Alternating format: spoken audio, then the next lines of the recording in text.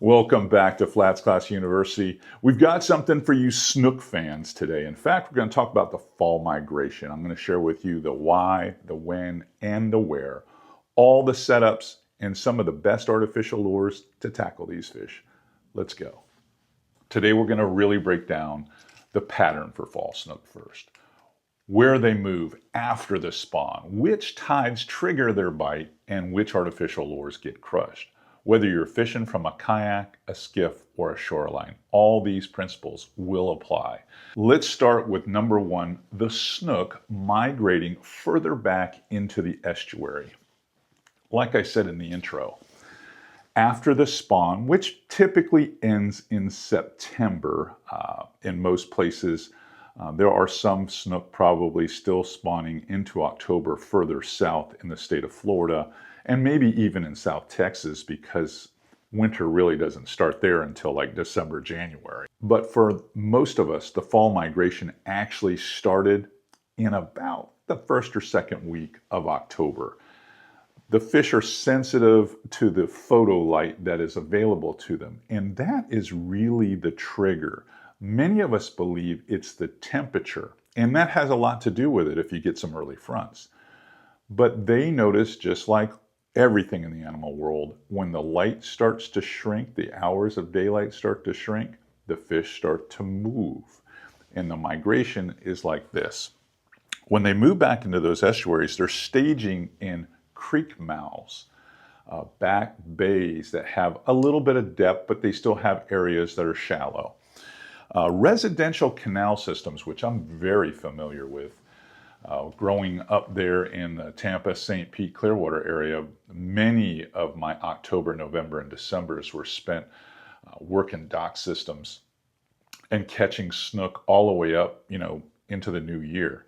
So all these are great areas, and the water temps are cooling down. They really are. And with that temperature falling like that, these fish become extremely aggressive. I mean, anytime you take an ambush predator like a snook and you put them in a position where they know they have to feed and fatten up before that really cold weather comes and they push back, and there's going to be lots of days where they just lay in one spot, they're going to want to put on a little bit of that winter coat, if you know what I mean, guys.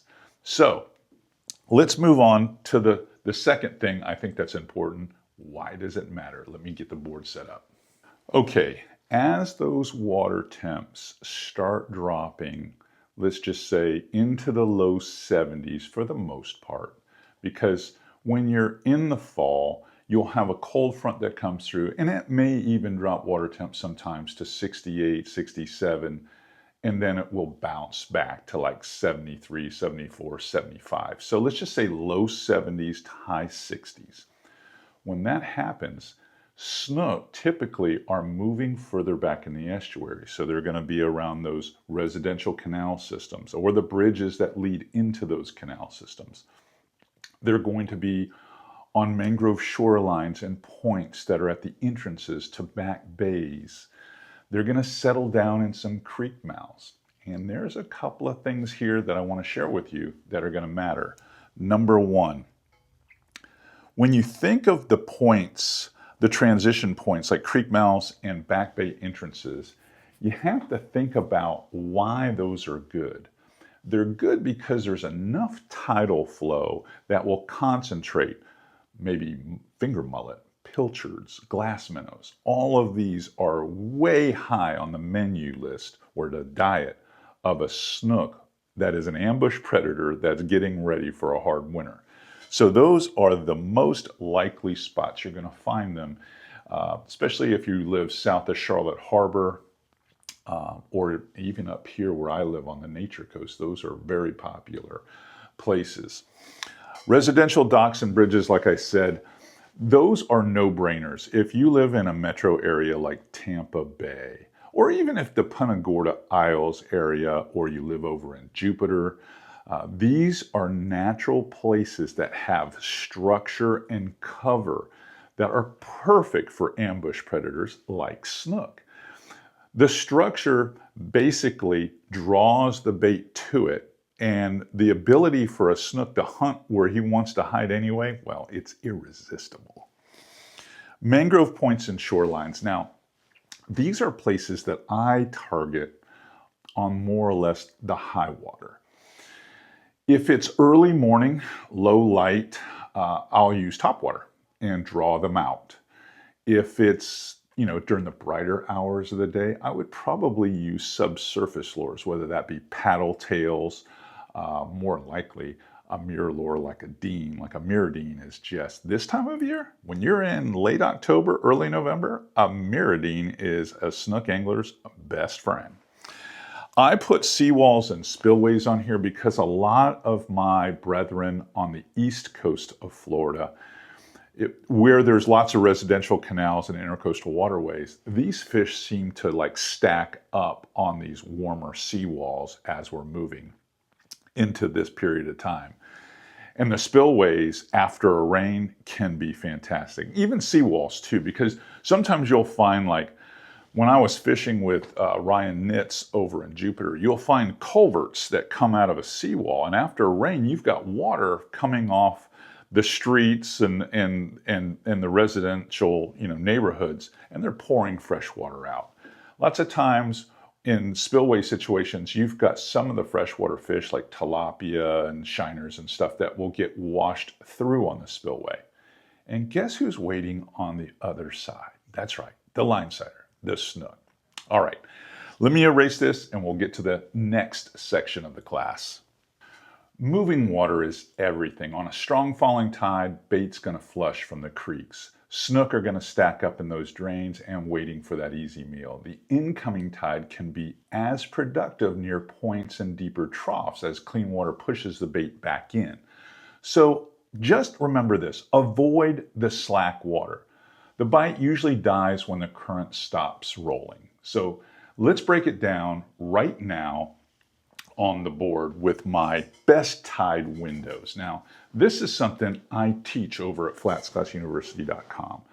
More of this in-depth, I'm going to say, look or insights into how and where and why fish bite. So let's go with this one. Best tide windows. Falling tide. Probably just about my favorite tide this time of year. And that's because it flushes what bait is available. So you're going to target this time of year on the falling tide docks, current seams, and a lot of this sounds obvious, creek mouths, drains if you're more in that marsh zone like I have from here up to the Big Bend area. That's the best tide because the bait is being pulled from cover, pulled off of structure. So it's a prime time for snook and ambush predator to get them. There's nowhere for them to hide. Now the incoming tide, in lots of days we have that, and you might be faced with, hey, I can only fish today and I've got incoming water. So when would you target these fish? Incoming tide, the bait pushes back. So target this, points. When the water moves around a point, snook will sit there, head into the current, and look for these spots, these bait, these mullets swimming back into the creek. That's where you want to be. Mangrove entrances. Let's just say you're down there in 10,000 Islands and you've got this mangrove entrance that goes back into a big bay. If there's an entrance that's 30 or 40 feet wide, it's not really a creek, it's just an entrance going back into the back bay. Those entrances are perfect ambush spots for snook. Grass transitions. Remember glass minnows, mullet. In some cases down in South Florida, you'll have areas where you've still got pilchards for a while during the fall. You'll have a grass sand transition. There'll be like a little bit of a change there, and that bait wants to kind of follow the edge of those spots back to where they're going. Many times snook just sit in those troughs and they wait for the bait to come down that grass edge, and pow, it happens. Now let's talk about the best window to target snook. This is what I would call the pattern within the pattern. That last hour of falling water is typically the best. Here's why. It concentrates both the bait and the snook in the same zone. Makes it easy. And all you really have to do at this point, as the bait's being sucked through a zone and you can see that visible current seam, that current edge coming down around a bridge wall or something like that, a breakwater, oyster bar, all you have to do is fish those current edges, those seams where the water's moving the absolute fastest in the last hour, because that's where the bait is just struggling to hang in there. And that makes it very easy for a very strong, powerful snook that loves to ambush. That's the prime zone. Also, let's just say that happens during a period of the day where you have some light, or maybe even at night where you have bridge lights or dock lights. Those snook are going to be hunting those shade edges, those light edges. They love to hunt in that last hour of the falling tide. So many times I have been out and I hear that pop right there at dusk. You hear another one. Once you start hearing those snook pop that water, you know the bite is on. And it doesn't last forever. It could be 30 minutes. It could be maybe 45, 50 minutes. But once you hear them popping bait, be prepared, because that is your opportunity. Okay, here's what a lot of you have been waiting for, and that's lure selection for the fall snook. Now, these are probably the top 3 choices, but I've got 2 bonus choices that we're going to talk about after we talk about these guys. So topwater. Topwater would be number 1 this time of year. It's just one of those lures that can draw vicious strikes. Now, I'm skewing most of my selections toward Mirrolure, and that's because this video is sponsored by Mirrolure. But you apply it to whatever brand that you favor. I'm not telling you you have to catch them on a Mirrolure. I'm just saying that's the way I've been doing it for the last 30, 40 years. So let's start. Topwater. I like the Top Pup. I love the She-Dog because it's a higher frequency plug. It just sounds like none of the other topwaters. That's primarily why I use it. Plus, she floats a little higher so I can walk it a little bit faster. I like that fast walk. And then the Top Dog Junior. Lots of times when I'm fishing current, I like a bait that I can work, in that tide, and it can swim nice and steady in it without getting lost. And that 1-knot bait of the Top Dog Junior or even the Top Dog works very well. When am I using it?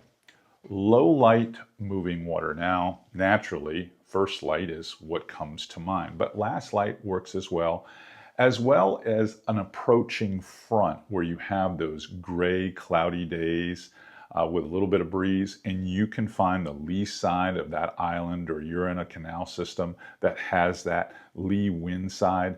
That is where these baits, these topwater surface walking baits, work great. And I do prefer, even though I teach a lot about changing the rhythm of your surface walkers quite a bit, in this case, for snook that are aggressive, it has to be a nice, steady to frantic pace where you're really working that plug, because they will lose interest if you stop it. They want to hit something. So a quick, fast moving surface walker with that walk the dog retrieve, it's pretty irresistible. Next, I want to talk about suspending and twitch baits. Again, my choices are Mirrolure. You choose what you'd like. I love the Mirrodine. This is probably the best time of year to really work a Mirrodine other than the spring. Mirrodines work great. Whether you're throwing the 17 or the 27 size, both of them are going to be fantastic. Another bait that kind of slips past a lot of us here in the Florida gig is got to be the Paul Brown Soft Dine. Now, this is an immensely popular bait out in Texas for both trout and redfish, but they work great here. I mean, really good. And lots of times when the snook just don't want to do something, they'll hold on to, where they'll pop it, or you feel them pop it and they let it go, they blow it out immediately. Sometimes when they hit that soft dine, it's soft, it's fleshy. They'll hold on to it that little extra second, and it really helps.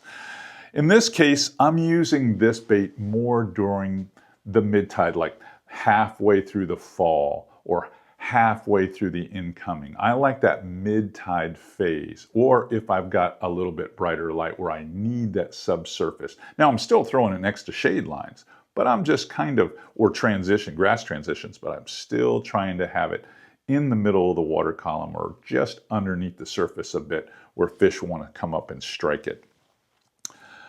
The pace for this bait, how you should work it, definitely is that twitch pause cadence, whether it's, and change this one up quite a bit. Twitch, twitch, pause, twitch, twitch, twitch, twitch, pause, or twitch, pause, twitch, pause. That flash and stall, flash, flash, and stall works extremely well on snook, and they almost always hit it before you can make the next twitch. They like to hit it on the pause. All right, soft baits, because this is many anglers' favorite lure. They have the most confidence in it. The reason they do is they don't have to do much. All they have to do is make a cast and reel it back. Make a cast and reel it back. And it works extremely well. Now, for me, I'm using mostly 3 and 4 inch Z-Man paddle tail baits. They're Minnow series. If I've got a good warm up or the bait appears bigger in the water, I will use a 5 inch. But most of the time, when I'm in November especially, I'm almost always using 3 or 4 inch size, especially in the creeks. 5 inch jerk shads work well because, again, they're kind of a twitch, twitch, pause type deal. So you've got that erratic cadence with them and you're trying to draw a strike. Sometimes you're trying to pull them out from a mangrove shoreline. And all of these baits work extremely well when you have a little bit deeper water where you can control depth by changing the weight of the jig head. Or if you need to skip up underneath docks, if you need to like slide a bait underneath there, or even a deeper mangrove shoreline, it works extremely well. You're going to want that steady swim with those paddle tails. You don't have to do a lot. If the water is on a warming trend, you can speed it up just a little bit. If it's on more of a cooling trend, you're going to kind of just slow and steady, slow and steady. But hard to argue, they work really well. All right, I've got a few more things I want to cover before I let you go out of class today. I haven't forgot about those 2 other baits, saving that for the end. You'll see why. Let's talk about bite windows. Prime bite windows, prime conditions that will set you up for success, especially with more aggressive fall snook. So much of our time is spent not catching fish because we're fishing during the wrong time. It's not that the fish aren't there. Most of the time they are. They're just not eating. So you need that advantage of when. I promised I'd share that with you, and we're going to talk about that right now. Falling barometer. This time of year, end of October, beginning of November, running all the way through the end of December. When you have an approaching front coming in, I'm going to say 12 to as much as maybe 36 hours, but it's usually that 12 to 24 hour window before the front arrives, where you get a little bit of that breeze starting to come up. You're getting these darker clouds coming in. May not rain at all. It may not rain one bit, but it looks like it's going to rain. It gets them ready for the front, so they're going to bite aggressively. That is one of the best windows. So when you look 2 days before the front and you look what the trending barometer is and it starts to go the next day, it starts to really, you see that big, ooh, it's starting to ease off, and there's a lot of weather apps that will give you that information. That's when you want to be fishing for snook. The next is kind of obvious. You hear everyone talk about it, dawn and dusk. But dawn and dusk, remember when I talked about the topwater lure? That is when the magic happens. That is the best time. If you've got moving water in the morning or in the evening as the sun's getting low, topwater is the way to go. Those fish are looking to ambush topwater baits that are swimming over their head in that tide. And they're going to be aggressive this time of year. Now, that doesn't apply for all times of year, but for this time of year, that definitely applies. And then I call it nighttime lights, whether you're fishing bridges or docks. But if you're fishing a strong outgoing tide in the evening, it's hard to beat that constant flow and consistent bite that you will get. Those fish are going to be swimming along and they're looking for a light edge, and when they see it, they're just out there popping everything that's coming out in that falling tide. And you know, as much as we all love to fish the lights during the summer, it's not nearly as productive as this time of year. The fall transition is when they really, really turn on in the lights in the evening time. So that's a steady bite. So these are some of the prime conditions. Now I want to cover one or two more things and I'll let you go, because I know you guys want to know what setups we're using.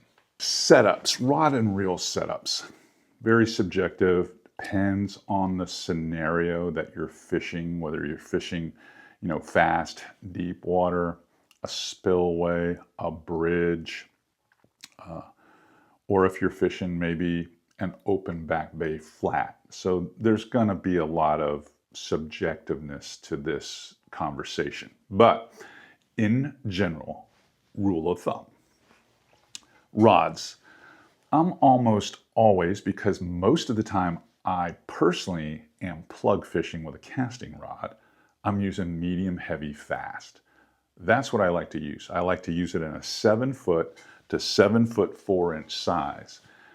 I like staying in that window there because it gives me the ability to skip with a rod that length, still gives me plenty of accuracy, and I get plenty of distance fishing with plugs. It just works better for me.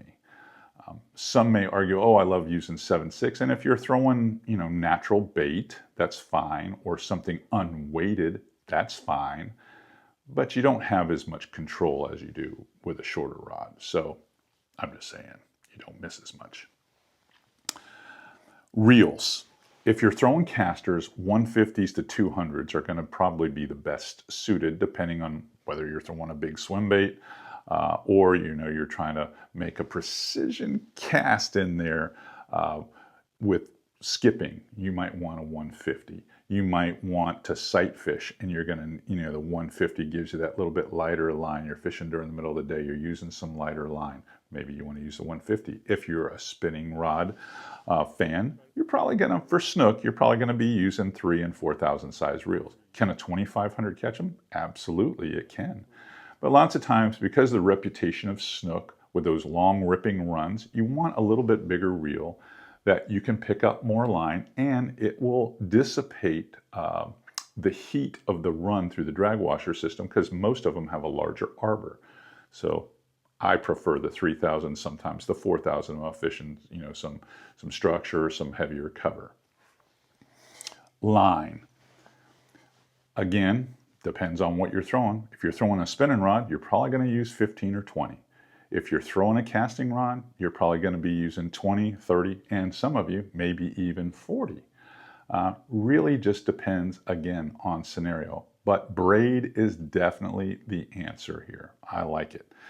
When it comes to leaders, I'm always using either 30 or 40 pound fluorocarbon leader. It just gives me an advantage that I need visibility wise, and that heavier leader gives you definitely an opportunity to fight the fish for a little bit of a period of time without you worry about them wearing through. So fall snook, when it comes to those bonus baits, there are times when you get away from that 3 categories we talked about, the top water, the suspending, and the paddle tails, the soft baits, that really work well. One is bucktail jigs.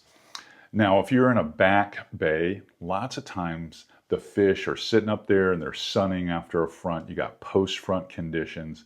You want to throw that dark colored bucktail. You make that cast up there and you start reeling it. And because it enters the water quietly, it's just the little lead head. I'm talking about sizes like 1/4 ounce. And you're reeling it back. And the swim that it has with that pulsing hair that comes off that bug's jig, pretty tough to beat. A lot of my sight fishing this time of year, as the water's getting clearer and with less rain, is definitely with bucktail jigs, especially if you're in a marsh situation where you know the fish are in the creeks or you see them up on the flats. A lot easier in the transition with that bucktail jig. It's definitely one of my go-to secret weapons. 2, the Prawn Stars.